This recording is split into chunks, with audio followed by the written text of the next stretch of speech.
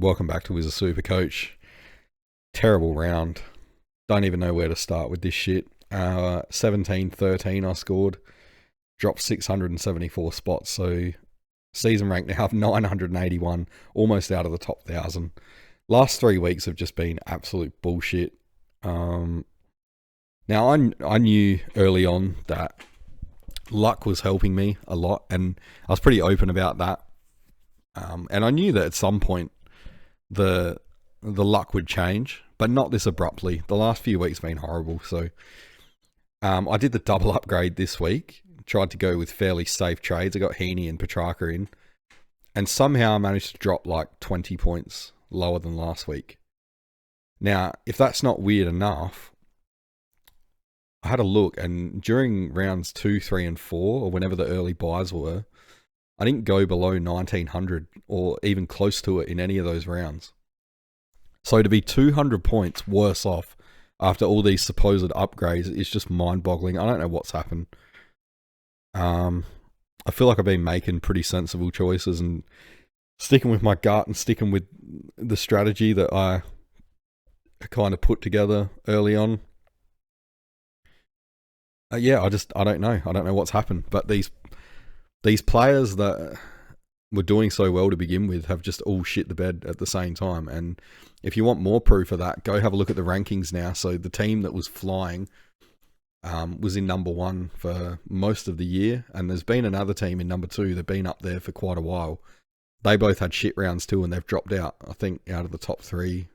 So yeah, finally, new leader. I guess, yeah, it just goes with my theory that I've said all along. The season can be split into 8-week blocks. So in thirds, what works in the first 8 doesn't work in the second 8, and none of that will work in the last 8. So it's just a crapshoot, this game. Seriously, there's so much we can't control. It's really annoying though to try and keep enthusiasm when you realise that. Like, I mean, we will know it all along, but when things are going your way, you kind of ignore it. But at the moment, you know, I said in my trade video that I actually had some enthusiasm back because I knew I'd get to watch most of the games this weekend. And that disappeared so quickly. Like, I don't even want to watch the games because it's just so annoying. You're contending with so many things that you can't control. So, yeah, my enthusiasm for this is at an all-time low, to be honest. And you probably look at that rank and think, well, you're inside the top 1,000. Yeah, it's not bad. I mean, I've never really been there before for any period of time, but to drop that quickly in the last 2 or 3 weeks is just, again, it's just mind-boggling. I don't know what is going on and why. Anyway, so I still got 14 trades and a boost. Not that I think that will help me at all because whatever I do at the moment doesn't work. And got 40k in the bank, so not much. Probably going to be rough trying to make any actual upgrades this week unless it's like maybe get Durham in, but I don't know. I don't know if I trust him. I don't trust Essendon in general. You know, Merritt might go back to the midfield. Durham might get put in defence. Like, who knows? They're just all over the shop. So, yeah, we'll look at the players. Not that do a whole load of good, but Sinclair and Holmes, 111 each. Decent, but everyone has them, so it makes no difference. Worrell 99, so he's got that 110 average over the in the last 3, so he's doing well again. Clark's 87. It's not bad for him by this year's standards, even though it's been an off year. Just glad he's got the bye this week, so I don't need to watch him. He's an absolute headache. Like, you watch these other halfbacks, they try and get the ball whenever they can. He's happy to just sit back and just, I don't know, just watch the game at times. And then, there's other times where he'll chuck 40 points on in 10 minutes kind of thing. It's like, why can't you do that all the time? It's bizarre. But what can you do? It's my fault for picking him. I tell you what, next year, if there's buys, early buys, I'm not paying any attention to them with the players that I pick, because I tell you what, right?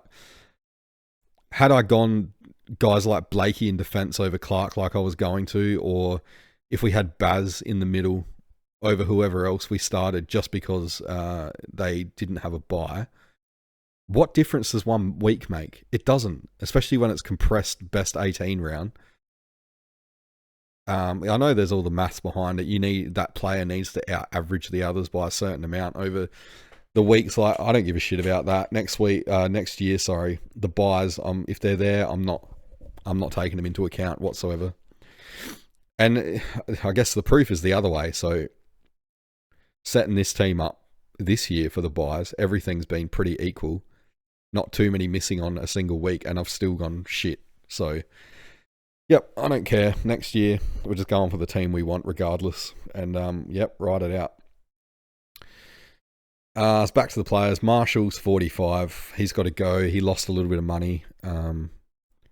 Break even at 58. He's spending time forward, and he's got Sydney this week. He's not going to score on them. If you can't score on West Coast, you're not scoring on Sydney. So he's done.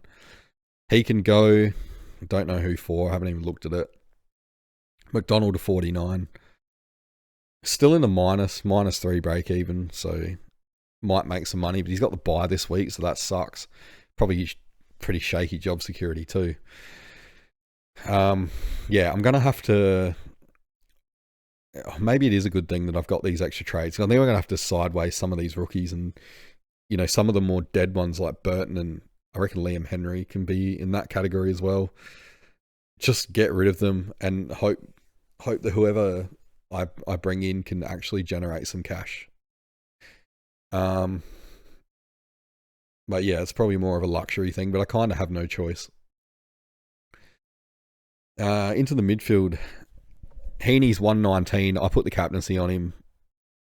He was my highest scoring player. That's how bad the week was. 119 is not bad, but you wouldn't want it to be your highest score. So, yeah, the right call, just shitty circumstances, I guess. But yeah, I was happy with Heaney, bringing him in. Butters the 96. Yeah, everyone's got him. Who cares? Same as Bont, 106. Like, every serious team seems to have him.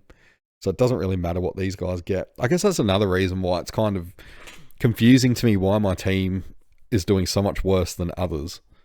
Is I don't think I have too many unique players. So, I mean, I could be wrong. It's not like I really checked, but last time I checked, it was fairly safe team. Merritt's 91. This gave me the shits watching him play that junk role in the back line. Anyone can play that role. And he didn't do it well. He kept turning the ball over, which is bizarre.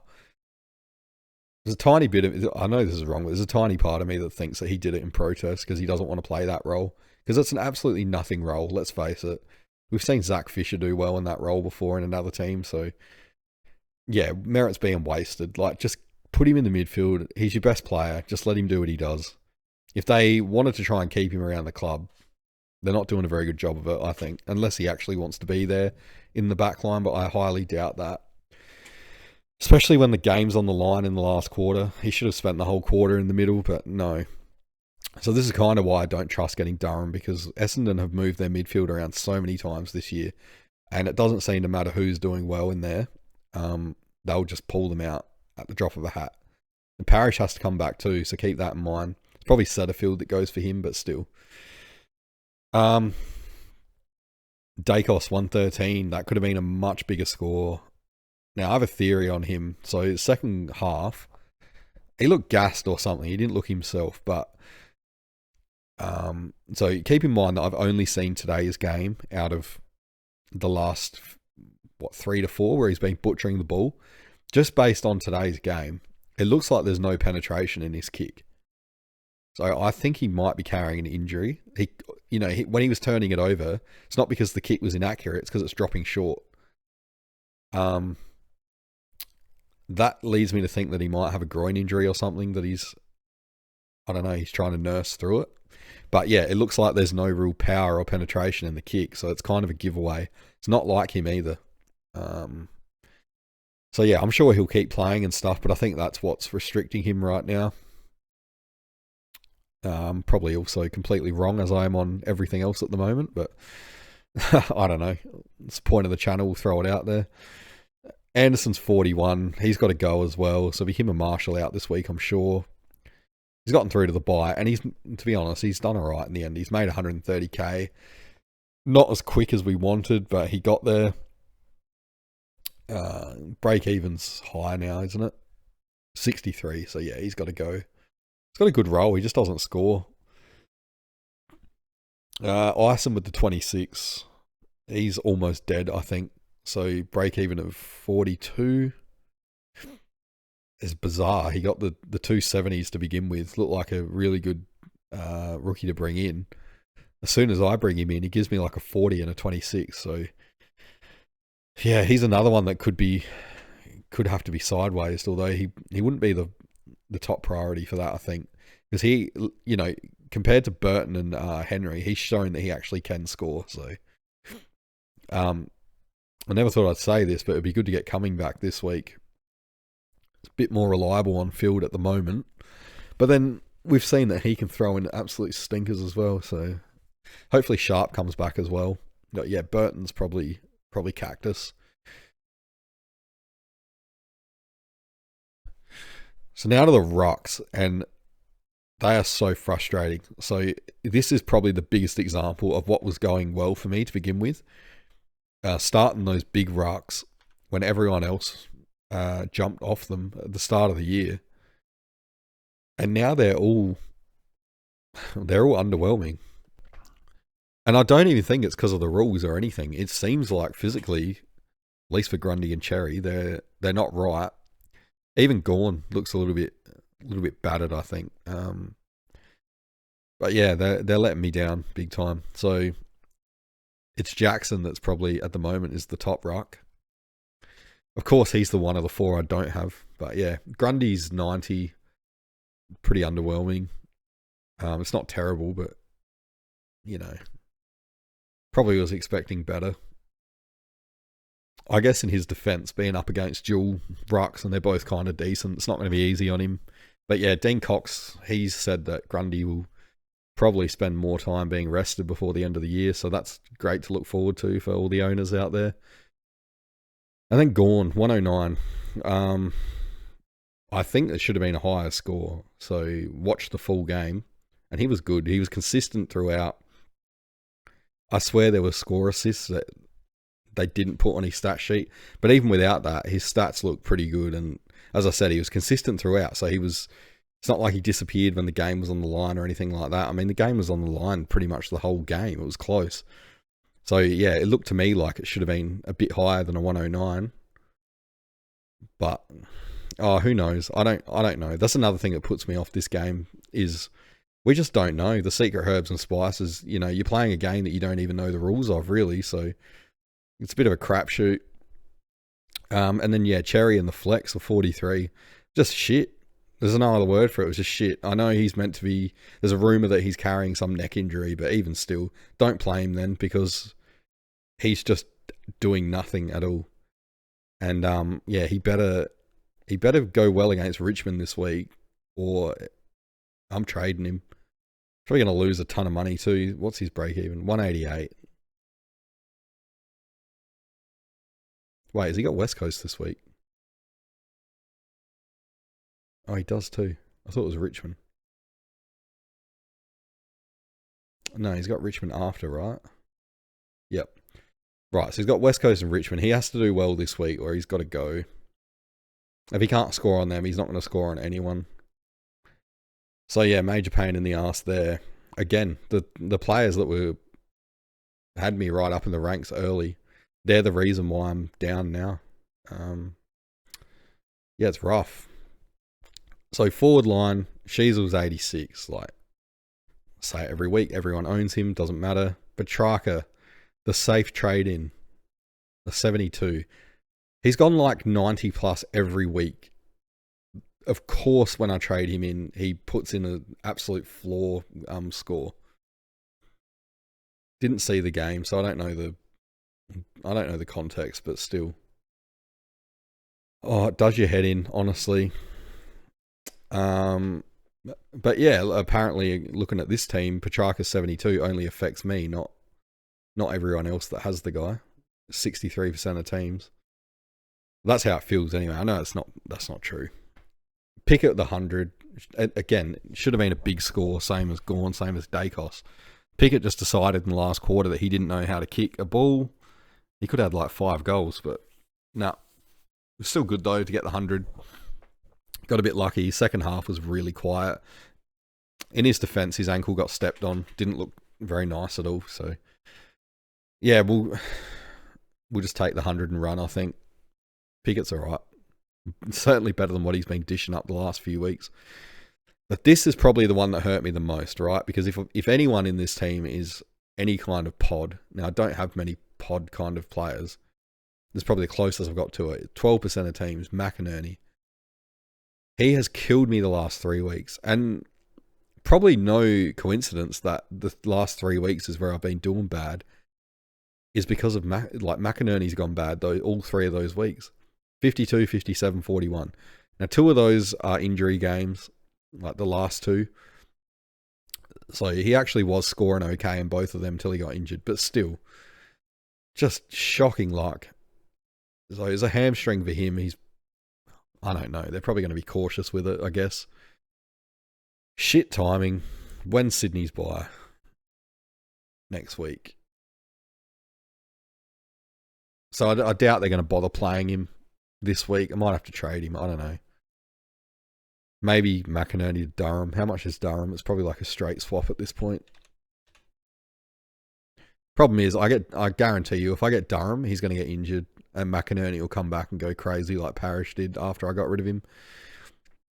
I don't know. It just doesn't seem to matter what I do at the moment. It turns to shit anyway. So maybe I won't make any trades. Maybe that's the right move. Because if I hadn't have made any since round 3, apparently my team would have been 200 points better off. So make it make sense. Murdoch's 54. Supposed reliable rookie on field. Can't score against Port. He's just too volatile. I mean, I know a lot of the forwards obviously are. But yeah. 93, 38, 94, 102, 54. He's having more good games than bad, but the bad ones are just shithouse. Like, they're too low. What's his break even now? 61. He should get that against North. I don't know. The thing is, right, looking at these rookies I've still got on the field, I don't trust any of them nearly as much as I trust Murdoch, even though he throws in the odd stinker.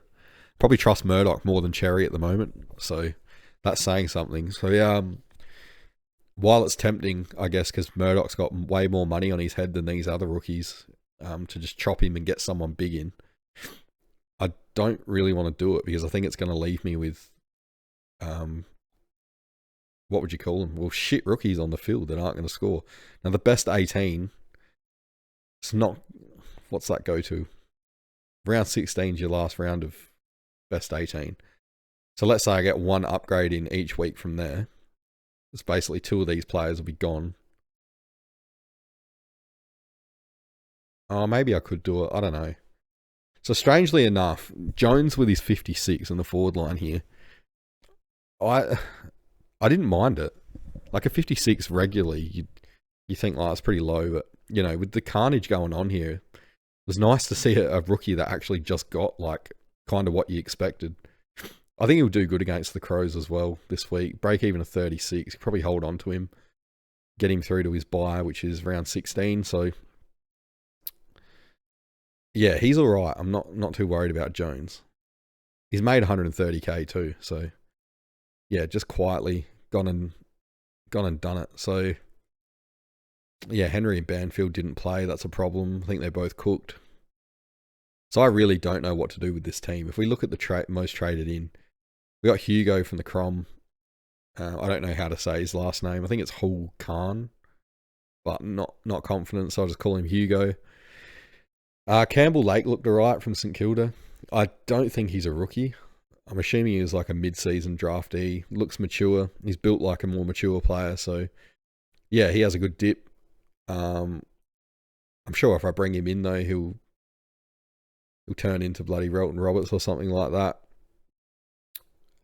So yeah, those 2 look likely. I could use the boost this week. I don't think I've really got. There's no point in doing it. Have a quick look at the break evens on the players. So see if there's anyone that has to come in or could come in. Probably just go early on 1 or 2 of them, I reckon, if we have to. So Hugo, obviously, people going early on him. So Reedy, no. Auger, no. Lachlan Smith, no. Harry Kyle, he looked alright for Sydney. What did he get? 53. Maybe not. He's already 145k. He's got DPP though. He could be alright. Maybe he goes into the. If him and Hugo, one of them goes in the back line for Marshall, and then that's one of those like sideways kind of trades I was talking about. In the midfield, get rid of one of the dead rookies like a Burton or something for Kyle and just call it a day. It's pretty. The cupboard's pretty bare. It's not good timing.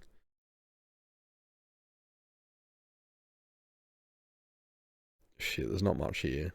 Dirksen was alright. I wish I'd have got him. But yeah, you've always got that Wiedering thing kind of hanging over his head. I don't know. I've not looked at trades yet, so yeah, maybe we'll have a bit of a play around with that now if you want to stick around for it. If not, thanks for watching. But yeah, I'm sure you're all doing better than me, so leave me advice in the comments. I don't know. I honestly don't know what the hell I'm doing at the moment. Okay, so Marshall, he can go. Let's get Hugo. And then let's say we go. Oh, geez. If I go Burton, not even going to make any money off him. But he's 100% dead. He's not coming back in the team. So let's say we went Kyle. Is this where I boost? Don't really want to. So 189k, chuck it on Anderson. Oh, 434. It's not going to get me anything. This is dire. I've got... Oh, shit. I can get Durham. McInerney's probably got to go too, or depending on the severity of the hamstring. If he's just out for 1 week, though. I mean, it's technically 2 because of the bye, but probably just hold him. He's been scoring like a rookie anyway. Is there anything up forward that I could get for that? Because I don't want to touch any real discount mids.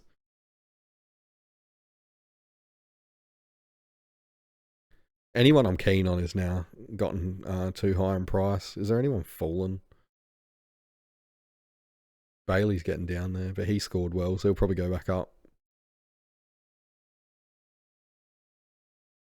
Chad Warner, especially with McInerney out the team, might help him.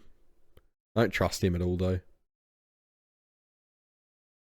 Oh, geez, we're getting real speculative down here now. Like F23 and stuff on average. Scraping the barrel. Maybe it is just going to have to be Durham. I guarantee it, though. If I get him, he's just going to go bad.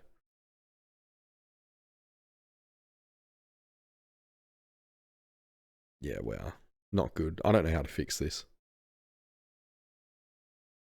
Is there someone obvious here that should be traded out that I'm missing?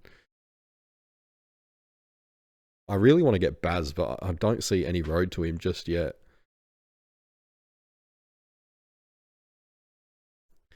No, I don't know. I'm going to have to look into it. But yeah, there's nothing obvious that I can see.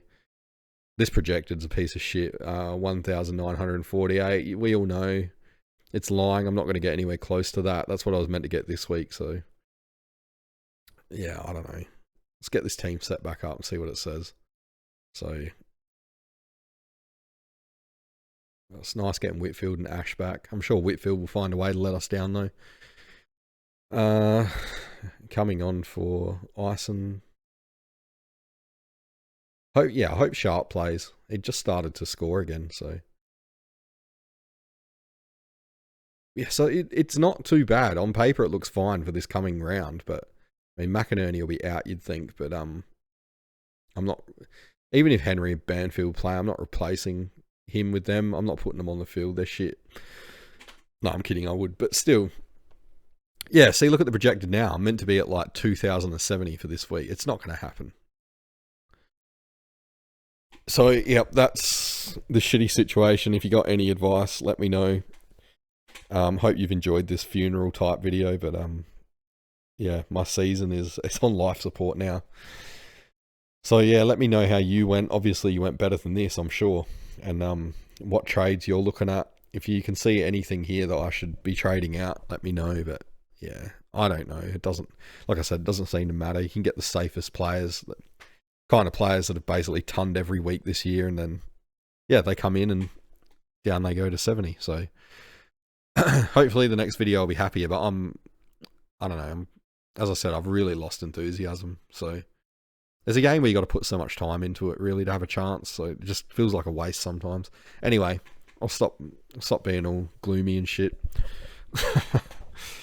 Yeah, again, thanks for watching, and maybe I'll go live this week. Maybe that will try and stoke the fire and get me more into it again. We'll see. If not, I'll see you in the trade video.